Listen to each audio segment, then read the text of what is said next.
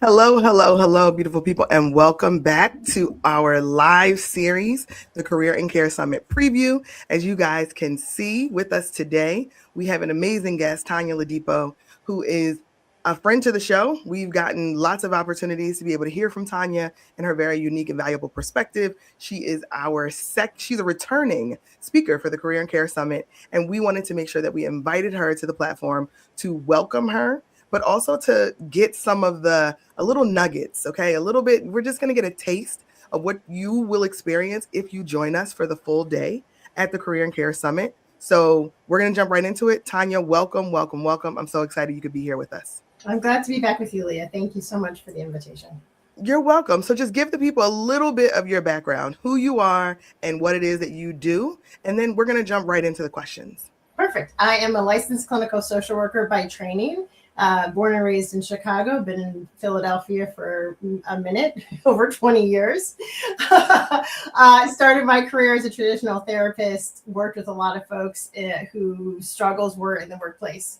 And so the organization, my company, we've been around for almost 22 years, and we really work with people within organizations to help interrupt negative thinking patterns that really lead people to unintentionally cause harm. And so how we can shift how we think about ourselves, how we think about others, how we talk to each other, how we can be accountable to really make the workplace psychologically safe for everyone, which we'll talk a little bit about soon. Absolutely. So, for those of you who are joining us live, we really appreciate it if you would drop your city in the chat. We'd love to know who is with us as well as where you're located. And before we get into the actual questions that are going to give you all of the richness, or not all of it, we're going to give a taste. We were very intentional about designing the Career and Care Summit with the needs of professional women in mind. That was really how it came to be. But we also wanted to make sure that it felt like a wraparound experience so that there were some questions that we were going to ask, some probing that we were going to do, but also some really skilled experts in the spaces of managing organizations and organizational health. And that's really why we wanted to make sure that we brought folks like Tanya back to the summit. So it's not this idea that we're leaving any stone unturned. We wanted to do our best to bring the best lineup, the highest quality professionals in the areas of workplace health and wellness. We're talking about mental health. We're talking about critical things that we think are important, but we didn't want to just scratch the surface. I am not a clinical psychologist. I am not a social worker by trade. I am not any of those things. And I don't want to pose or pretend that I am, but I do want to partner with brilliant minds that are already doing work in this space as someone who is consistently doing the work around career development and career coaching for leaders. So I think the combination is really powerful. And I love that we're able to collaborate, Tanya. So I'm excited to be able to do this again with you. Likewise. So this is your second year joining us as a featured speaker for the Career and Care Summit. My team and I are highly focused, as we mentioned, as creating career, community, and care areas of focus for professional women. So just tell us what stood out to you about our inaugural event last year in 2025 that had you say yes to coming back with us in 2026. It was the amount of attention and intention that went into the inaugural event. And you said something I think really important in the opening, Leah. It's about the whole self. And I think often, especially business conferences for women, tend to hyper focus on productivity or hyper focus on work-life balance. And there's not the blend that I think is necessary in terms of seeing people as whole people. And so I think that is, you and your team just did a fantastic job of speaking to career aspirations, career guidance, and also the care that we need as individuals. And because it was so well curated with the speakers, with the attendees, the connections that happen, the sense of community. I think we've all been in spaces where they might talk about community, but it doesn't feel like it. But you, and I think it's testament to you, you really created a space where people not only felt welcomed, but felt held, felt cared for, felt informed.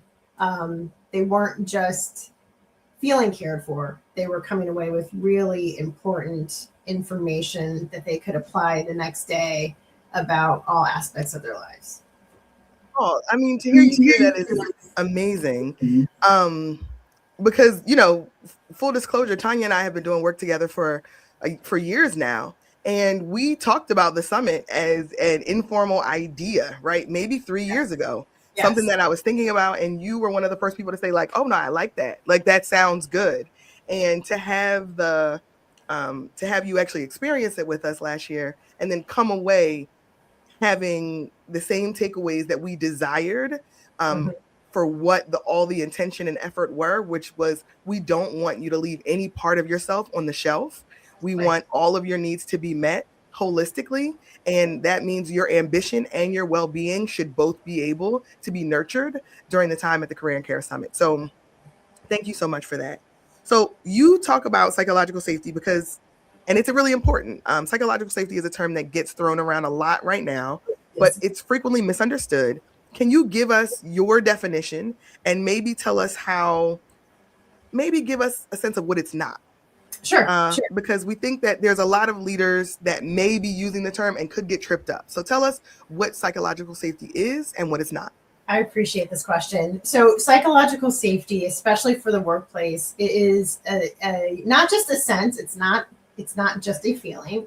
It is the reality of being able to communicate disagreement without harm or retribution.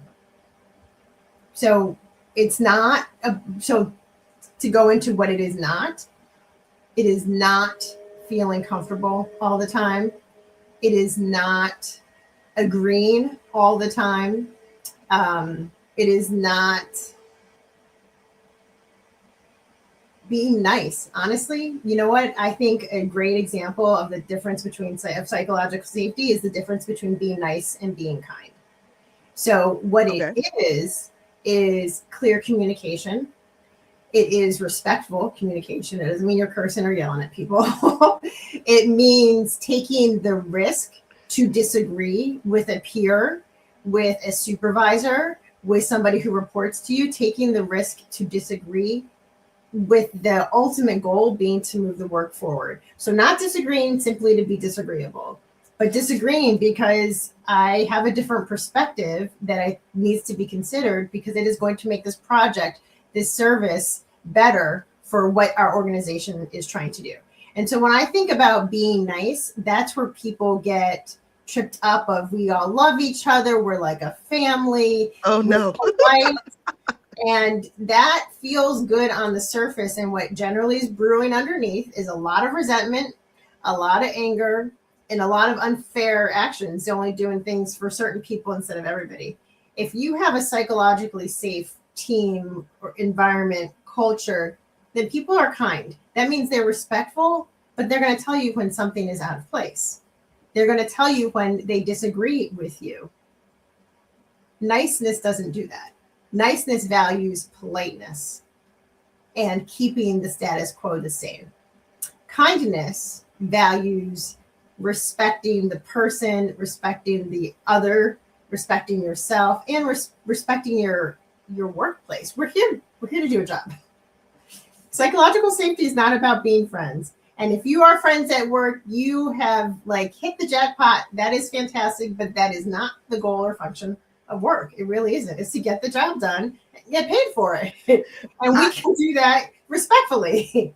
Tanya, you said so many things. I can't I laughed midway through because I'm sure so many people who are with us have heard, well, we're like a family and we want you to make sure you feel like you're a part of the family. And this is a work context and when that's being shared.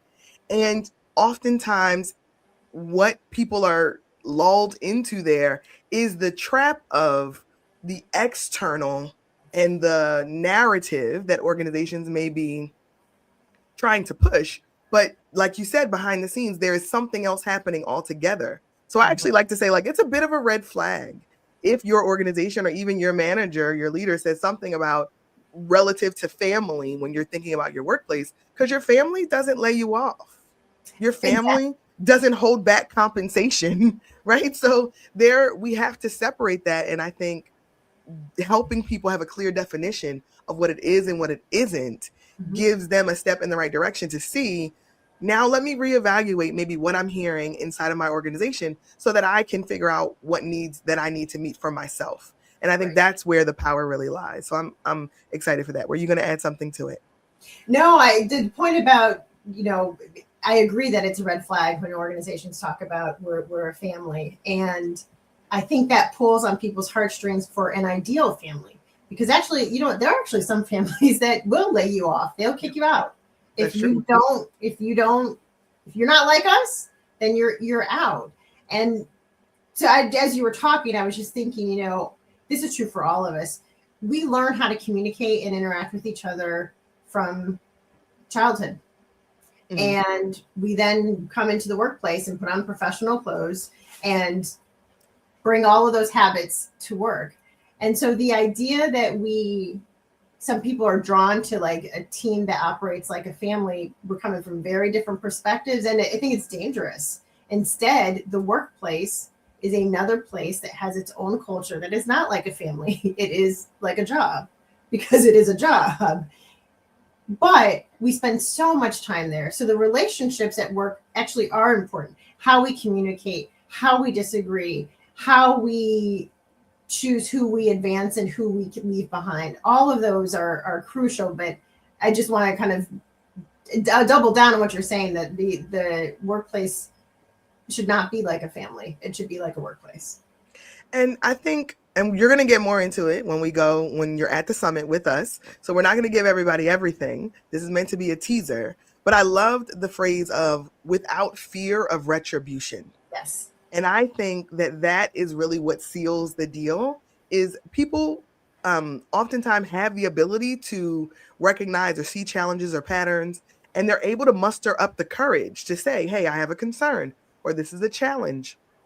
And there's probably somebody in the audience here who is stewing and saying, well, I'm not sure if I should say something or whether or not it's worth it. And I think that fear of retribution is the real determining factor oftentimes for organizations to hear actually the best and brightest in their organization share their perspectives. It's that fear of retribution where the danger lies. And that's social danger, that's relational danger, that is political capital. That's all dangerous. And I love that we're going to get more into that at the summit. So psychological safety is, I think, a really, really rich trough of information that you're going to be able to share with our summit attendees. So, but take us to the next idea around, there's a woman who's listening who are maybe in a mid-level or a senior leadership role. And what does a psychologically unsafe environment actually maybe look like or feel like from the inside? Just to give folks a perspective of, am I now getting the right language? Am I now being taught the right language that I can use in order to address what I'm seeing in my environment? So give just an example or a perspective of what people may be experiencing when they notice a psychologically unsafe environment. So when people are experiencing it, it is often felt in their body before they have words for it in their mind. So this sense of tension in your stomach, in your head, in your throat, somewhere in your body, your chest, dread of, it might not be dread of work in general, but dread of a certain person, a certain team, having physical ailments, like getting migraines, trouble sleeping, all the things that we associate with burnout, feeling anxious, depressed. So those are some of the things that I think happen when we are in spaces that can be harmful to us. Because when you fear retribution, it's not just, sometimes it's fear because we're not used to disagreeing. Sometimes it's fear because we're not used to being respected when we disagree. So I do want to kind of put the balance on. Sometimes it is, sometimes it's us, right? But sometimes it is the organization, and that fear is real. And the retribution, in addition to what the examples you gave, Leah, it's also about compensation, which then frankly rolls into generational wealth. So if I can't speak up because I'm going to get passed over for promotion, which is going to affect my raise, which is going to affect the trajectory of salary increases for the next 20 years, which is going to affect what I can do for my family. That's significant and a big reason people do keep quiet. And so if you find yourself thinking, is it worth it? What am I going to lose? To really allow yourself to ask and answer that question fully. And I think I want to add one more thing, especially I think the more advanced you are in your career, sometimes the more advanced you become and you've been in an organization for a long time, you start to perpetuate what has been done to you. Ooh, wait a minute, Tanya. Now listen. You have struck what I think is a absolutely critical chord, and I'm seeing it so often in multi-generational workplaces Yes. where you have boomers, you have millennials, you have Gen Xers, you may have some Gen Z folks who are in the Yes. organization, and they're all figuring out what working looks like together. And Yes. there is some behavior 100% that we're starting to see Mm-hmm. where there is, it's done because it's always been done that way. And I don't think that's new. But we're also starting to see the deeper layer of why should it be easier for you? It wasn't that way for Right. me. And it Right. being a real resentment. So just say a little bit more about perpetuating the status quo, right? Is essentially what you're explaining. Right. And how it causes harm throughout the organization. And you are right. There is a lot of resentment of, wait, I've struggled so hard. I've had to do this. Why should I make it easier for the next person? And so I'm going to talk from a personal but also business perspective. Mm-hmm. So personally, I'm a Black woman. I hope my life is easier than my Black grandmother's. As do I. Like, isn't Right? that the goal, right? She I say this often, it's true. She cleaned houses for 60 years. Mm. My life is significantly easier than hers was. And I want my children's lives to be easier than mine was. Like, to me, that's progress. Like, Mm. that's what I want. Now that's very personal. So in the business world, we have the opportunity to say, this is how I came up in business. Mm. This is what I had to endure. And I am so angry that I had to endure it. I am so hurt that I had to be resilient. I didn't want to be resilient. I want the soft life everybody's talking about. Why? Like, to give yourself permission for all of those truths. It's not about dismissing how hard it was. I think there's a way to embrace it. Yeah. I think there's a way to be honest about it. I think there's a way to talk to your peers about it.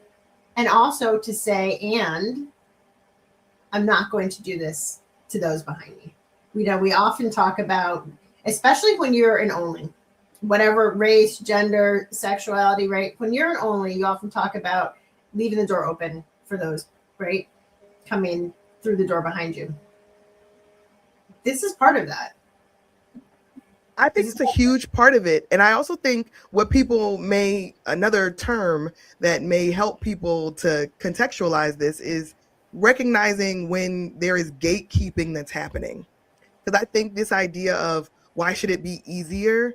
And those who are gatekeeping are holding back resources, holding back knowledge or information that could make something or someone's role easier. And we've seen this in every workplace and every organization. So I love that you're bringing it up because I don't think that it's unique to one industry. I don't think it's unique to a level in an organization. I don't think it's unique to a discipline that you can work in a company. We see these kinds of examples repeated over and over and over again. And I think gatekeeping and psychological safety, or the idea of protecting the status quo, is something that many people are confronted with, but don't have the language for, or don't have the coalition inside of an organization in order to effectuate any real change in that organization. And then you start to see the effects of those cultural choices affect the workplace, right? And the culture and how people get to enjoy or not enjoy the way that they work. Very true. And I think I want to add to people who might realize, like, ooh, maybe I've been part of, gatekeeping. When you have that realization, Mm-hmm. I talked about, honoring the struggle, your own struggle, but also, well, what could you learn from it? If you quote unquote allow it to be easier for those coming behind you, well, what could you allow to be easier for yourself in this moment in your role? So Hmm. maybe you didn't have, maybe the past 10 years were really hard and you're seeing people come along and it's easier for them. Well, what can you learn about that process that you can apply right now to your position to make it easier? And you know what, Tanya, because what you said earlier around the direct impacts on generational wealth and compensation Yes. and raises, that hits home for me. We talk about compensation negotiation all the time here, because I think it's an area that is very much taboo and not Yes. often discussed. But I think what you hit on here is also, if you're a leader in an organization now and you're saying, why is this important? There's all of this touchy feely soft perspective that people like Leah and Tanya are trying to compel inside of an organization, and there's no actual problem that needs to be solved. People just need to toughen up, right? There's some narrative there. People just need to adjust. This is the world that we live in now. And I can hear people probably saying that in the background. But I think once you give someone an opportunity to calculate the cost of what they would lose should they overextend themselves, or should they be courageous to add value to an organization and get penalized, you'll also see how the risk of losing people who really sincerely could add tremendous value to your organization is amplified dramatically. And there's all these strategies around retention. And what I hear you saying is, you would not have to invest as much in what would retain people if your organization as a whole had a psychological safety level that people could calculate and feel like it's worth me bringing my skills and talents here, because I don't fear retribution, and I'm not going to be my money is not going to be affected. Once you start talking about people's coins, it's Right. going to change Right. people's opinion immediately. Very true. Very true. And so, I mean, because what you're saying is essentially you're going to lose your best people. You're Right. going to lose your best people because they're going to see, it's not worth it. You don't want my opinion. You're not willing. So I'm going to go, I'm going to take it elsewhere, which is likely a competitor. And then they're going to bring that brilliance there. Whereas if organizations had, it's funny, sometimes people talk about people need to toughen up. Sometimes organizations need to toughen up and they need to have Ooh. thicker skin and hear what doesn't always feel good, but is important. We worked with an organization once and we did a focus group and anonymous surveys and gathered a lot of data and input on how employees were doing. And it wasn't great. And the organization, they were in their feelings when we had to deliver the information. Mm-hmm. And somebody in management kind of threw up their hands and it was like, well, why are they even here? Why do they stay? And I had to Mm. stop them. And I said, they actually love this organization. I know I'm delivering all the things they don't, but they would not take time to share their critique if they did not have a deep love for this organization and what it could be. So they're sharing because they know you can be great. And when I said that, like the person, like they heard it differently. They're like, oh, okay, like we actually are on the same side, but it doesn't feel like it in the moment. Mm-hmm. And so if they weren't willing to hear that feedback, they would all, this incredible set of people would leave, go to a competitor, and take their ideas elsewhere. Mm-hmm. So it really is, I think, an imperative. It's not touchy feely. It's not woo woo. It is, do you want to keep the best people? Do you want to hear the best people be their best? Or do you want to really kind of minimize them and water them down so like nothing is changing in a positive way? Like, I mean, those are the choices I see as I Those see. are because it comes down to, like, do you really want to get better Do you? as an organization? And I love that you said organizations need to toughen up, because I think the onus is often put on employees or on Yes. individuals or teams or managers at a lower level to be able to constrict and conform and force people into the status quo. And That is kind of the hierarchy that capitalism allows, right? But I think when you and I have been in the rooms with executive teams and delivering messaging that is important for them to understand in order to inform their strategy and in order for them to make great choices for their people going forward. And we see that oftentimes they are the ones that can't manage getting the feedback, or That's they are the true. ones who have to remove their own ego or remove their own desire to be right to hear directly from people in their organization, just to be open to hear them. So I love that you said organizations and leadership at the top level have to adjust, right? Toughen up so that they can be gatekeepers, so they can stop being gatekeepers and really run amazing, empowered, well-informed organizations. Because the potential for that, I think, is exciting, right? Is I agree. exhilarating. I agree. Okay, so let's jump to this organizational change question, because we get this question a lot, and I think we understand in the 2026 economy that we're navigating, in America that we're navigating, there's change feels ever present, and some of that is navigating organizational change and shifts and decisions that organizations are making. But it's one of the most emotionally taxing experiences that an individual or a team can go through, and that's navigating organizational change. What do emotionally intelligent leaders do differently during periods of change that separates them from leaders who lose their people in the process? Yes. So the first thing I would say leaders do that are strong with emotional intelligence, this is so important now for all the factors you just said. They understand that they understand a couple of things. First off, the rate of change and the pace of change that we are navigating right now as humans is significant. I It's don't know that mind our, numbing. It's it, mind numbing. It's I'm glad you used crazy. that word. I'm not sure that our brains were designed to have to deal with this much at this much time. Hmm. So recognizing that on a good day, we're navigating constant change, which is, I think, going beyond what our brain chemistry really and our nervous system really wants. And I do want to Hmm. layer in, the pandemic was 6 years ago. We have not been okay since then. So we might technically call it over, but like as a people, like we're still very much trying to figure out how that has shifted how we work and think and interact with each other.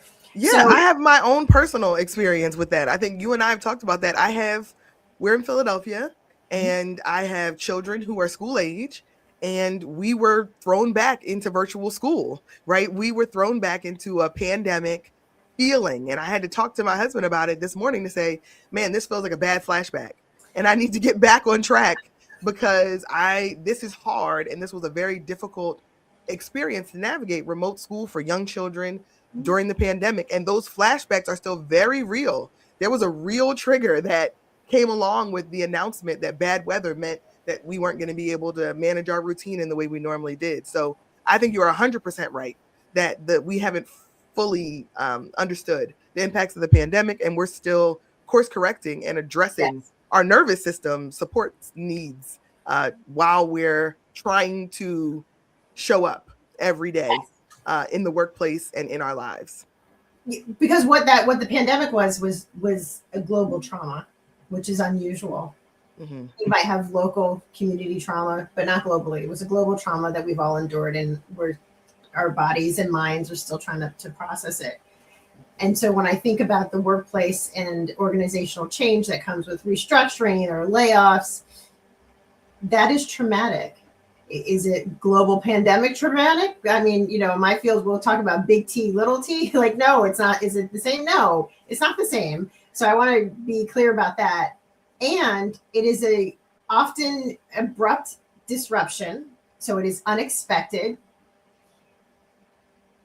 There is not there's not the threat of like loss of life, but loss of livelihood. Hmm. And that is really scary. So for leaders who have to deliver the news, or maybe they don't have to deliver it, but they're still a part of it, to recognize that the impacts of organizational change are our emotional, our relational, our financial, our workplace culture enhancing or detracting. It touches all aspects of the organization and of individuals' lives. And so I want to say, I was going to say, especially to leadership, but this is actually important for everybody. Um, by the time restructuring or layoffs, by the time they're communicated to people, they've been in the works for a while, right? Um, Sometimes months, Sometimes years. Hmm. sometimes years. You're Hmm. absolutely right. So there are a few people who have known for a very long time. But it's a shock to most people. Yeah. For the people who have known, you've had the process, you've had the time of like, this is what we're going to do, this is how we're going to do it. You've gone, for people who are kind of emotionally connected to themselves, you've already gone through your emotions, of fear and anger and sadness and, disbelief and confusion. You've already gone through it by the time you're delivering the news. So for you, this is just like a Wednesday. And because you've already had your process. And so emotionally intelligent leaders will understand that this is not just another day for the people receiving the news. And so they will hold it with care, which means they will be kind in how they deliver the information. It will not be nice, but they will be kind. They will be clear. They will say exactly what is happening. They will say when it is happening, and they will say the next steps. They will be clear. They will be kind. And really strong leaders will do that not just to those who are impacted, but to those who still have a role. Because what they recognize is it's changing the dynamics in the team and the organization. So let's say you're laying off, 25 people. Okay, you still have 100 left.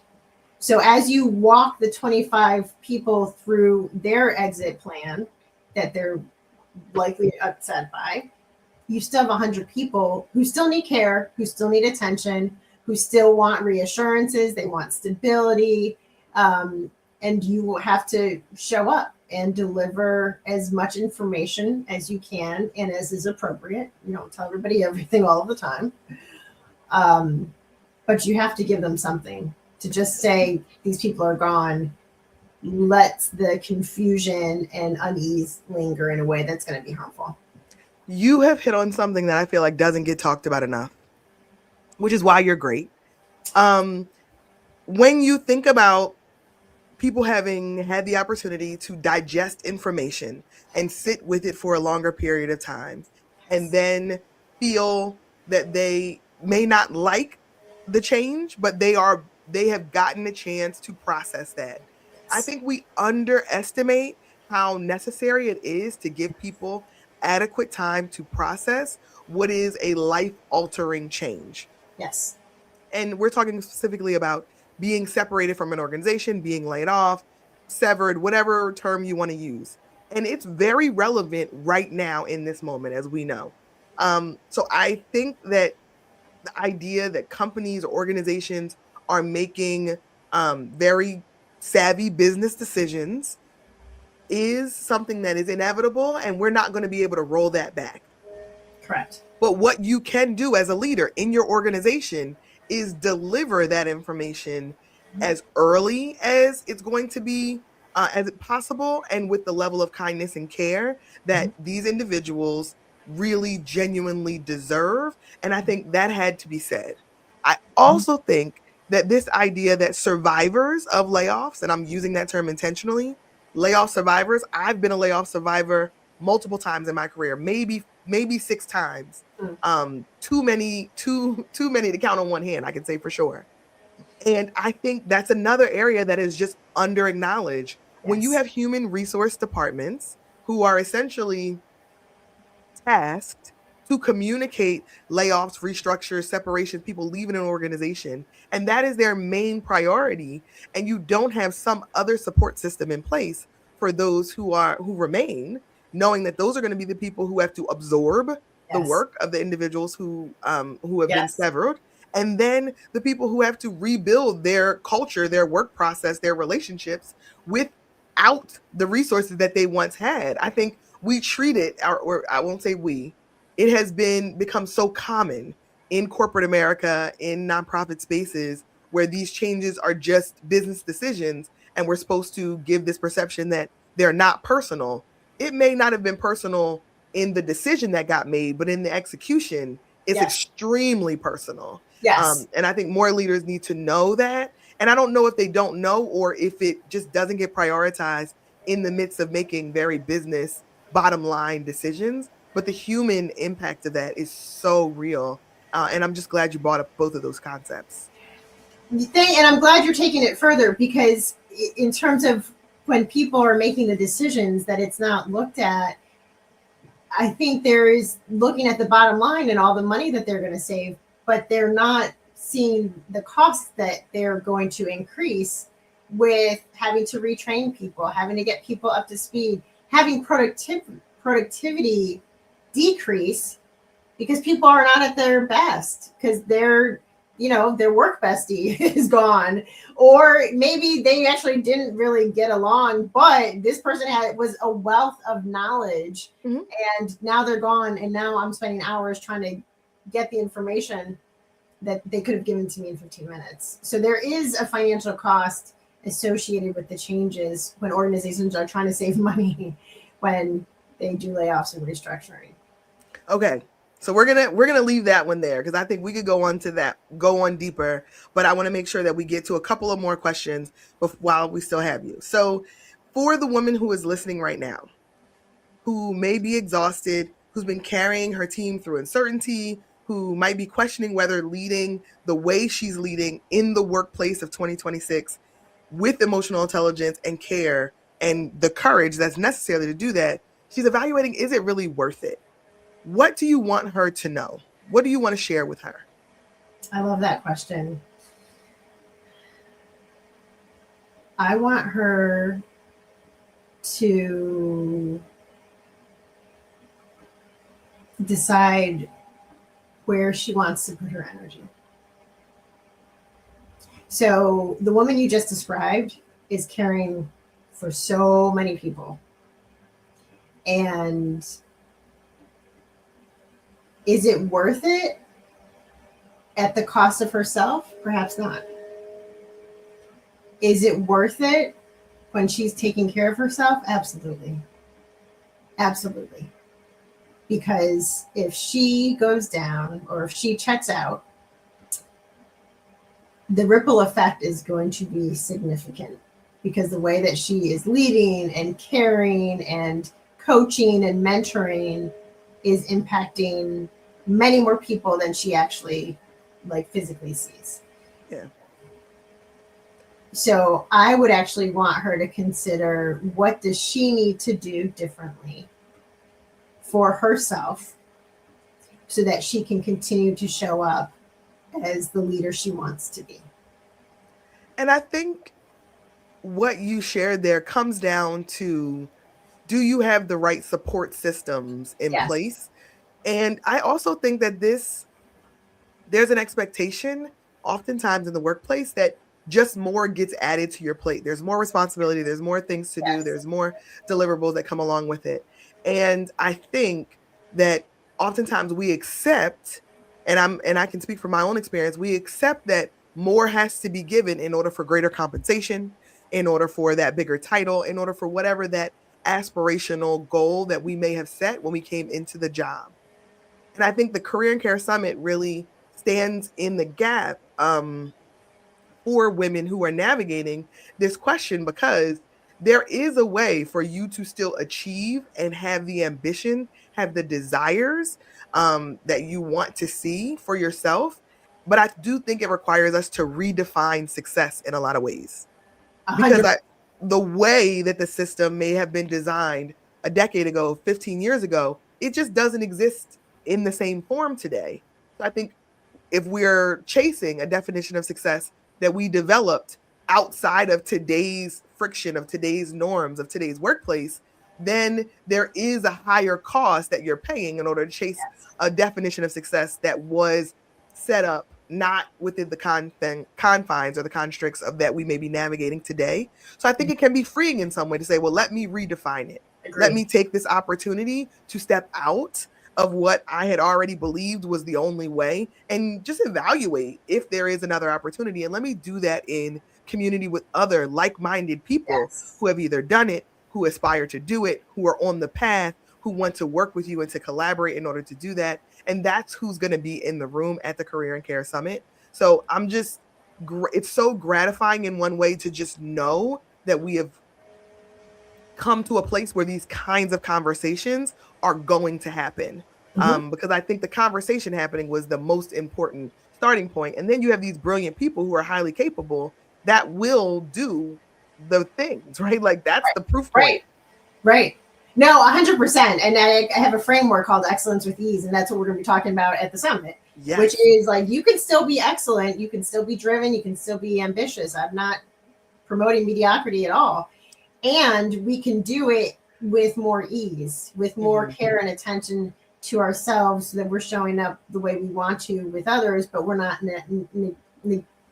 neglecting ourselves and being really thoughtful of how do we, to your point, what does excellence and success look like for us today? And perhaps it doesn't take the 10 steps we were taught it takes. Maybe we can actually do it in 4.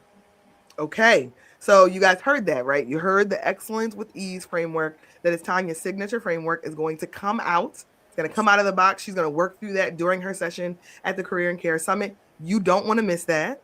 I'm going to ask you one more question, and it's what's one thing that you wish more organizations would stop doing immediately? I mean, like it's a today decision immediately in the name of wellness, and one thing that you wish that they would start, something that they should stop, and something that they should start as soon as possible.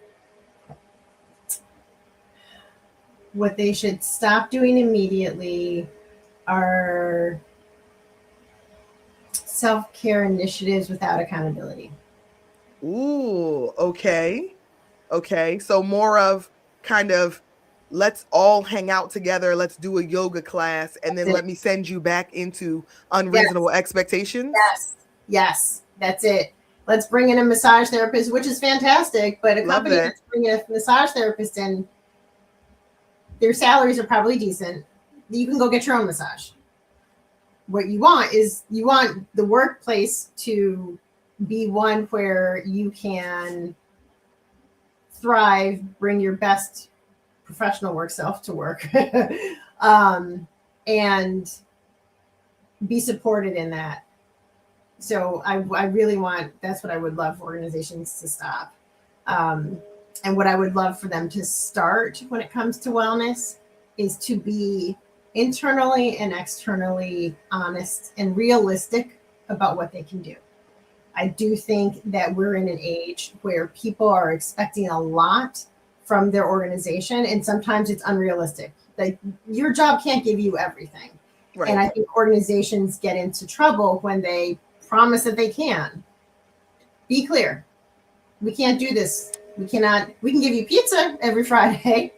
That's what we can do. Right. But we can't be your family.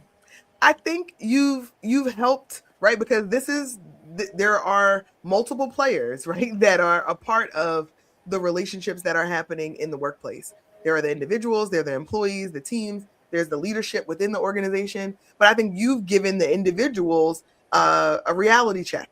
Yes. You are not going to be able to be an organization where everyone is your friend. That's not realistic.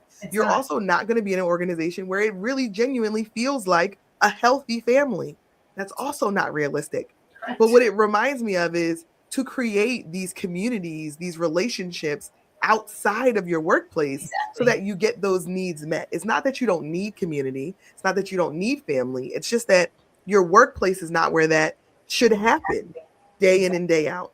It is up to us as individuals to curate and cultivate that for ourselves outside of work. And I know some people might be saying, but I'm working so hard, I'm exhausted, I'm burned out, I don't have any time to then create community or have healthy hobbies. And what Tanya and I are saying is once you understand the crux of the challenge, that you don't have those other things, there is where the work can begin. That's it. Because there's where you begin to carve out, my work serves a purpose.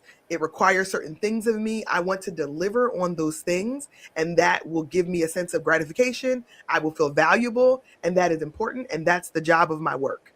When I leave work, the job of my community and the job of my safe spaces is to then validate me and bring me joy and allow me to have friendships and allow me to have levity and allow me to not feel judged. But understanding that those are two different experiences that need to be had in two different groups of people. Go ahead. No, I'm 100%. And what I will say is, if you have ever been fortunate enough where that does blend at work, recognize that it is a gift, and enjoy it, but Savor also that. savor it, right? Like, embrace it, and also understand that it is not standard, and that you will not find it in every organization. And then even if you have it, that it could change, right? Because ultimately we don't have the control over how those decisions are made more broadly in the organization. And I can tell you, I had a phenomenal work experience at one point in my career where I loved the work that I was doing, the people that I was doing it with. I felt like we captured lightning in a bottle. It was phenomenal, and it was an absolute game changer. However, 2 years later, it was a completely different environment. Things had changed, people had changed, and we had to adjust to that because it's work. And then we had to figure out how to bring those connections or those deep relationships that we built in the workplace into the community space so that we could maintain them and keep them, because we believe that they added so much to our lives.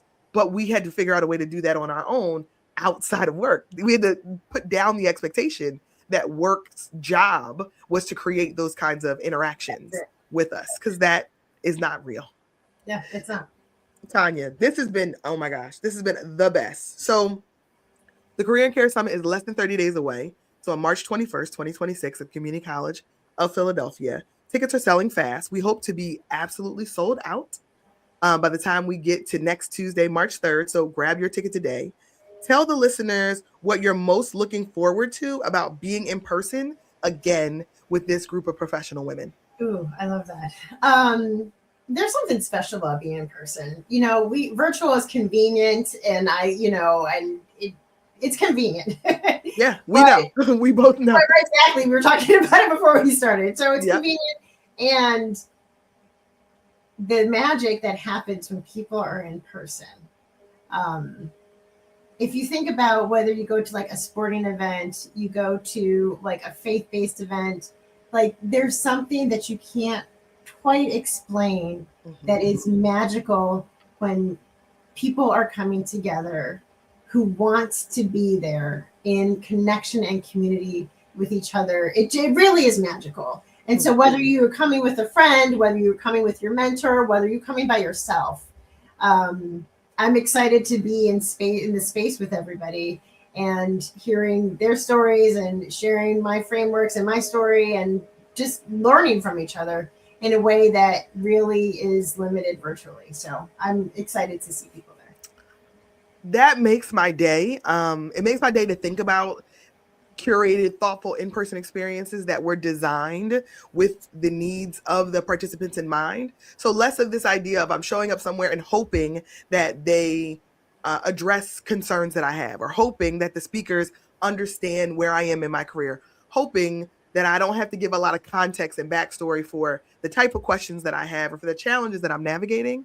That is exactly what we did when we curated the summit. Was we went through all of the scenarios, and we went as deep as we could in feedback from last year's summit and from work that we do directly with women in organizations who are in a sandwich generation, who are navigating perimenopause and menopause, who are going to be empty nesters in this next phase of life, who may be trying to figure out where their career trajectory and strategy should go.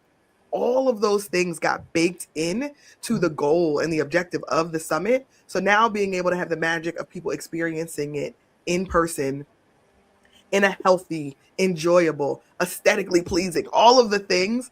Yes. It brings me so much joy just to think about the experience that I am looking forward. I can't wait for it to actually happen.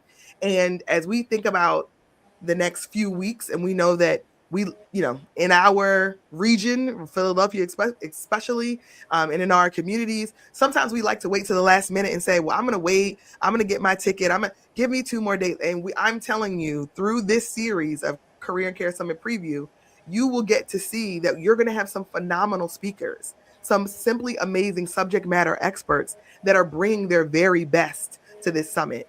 If you're even considering it, go get your ticket today. Don't be on the outside looking in. I don't want that for you. I don't want it for you at all. We want you to be in the room. We're really, really excited. The tickets have been selling really well. And my team and I have kind of been like, oh my gosh, we really have captured something. And we hope that the summit can do what it did last year and exponentially better. We're thrilled to be able to partner with leaders like you, Tanya, and some of our other speakers. And we're looking forward to March 21st, where we get to be together in person at the Career and Care Summit. So thank you guys so much for riding with us. If you have any questions or you're looking for more information, you can find us at gemsforthejourney.org. You can also scan the QR code on the screen to get more information about the Career and Care Summit, where you will get to see Tanya as one of our closing speakers. You put your anchor leg in the anchor for the right reasons, right? We know how that works. For all of our track references, you put your anchor in the anchor leg because you need the anchor to be there. So Tanya will be our anchor for the Career and Care Summit. We're really excited for all that comes, and we're looking forward to seeing you there in person. Until then, make your journey work for you. Thank you, Leah.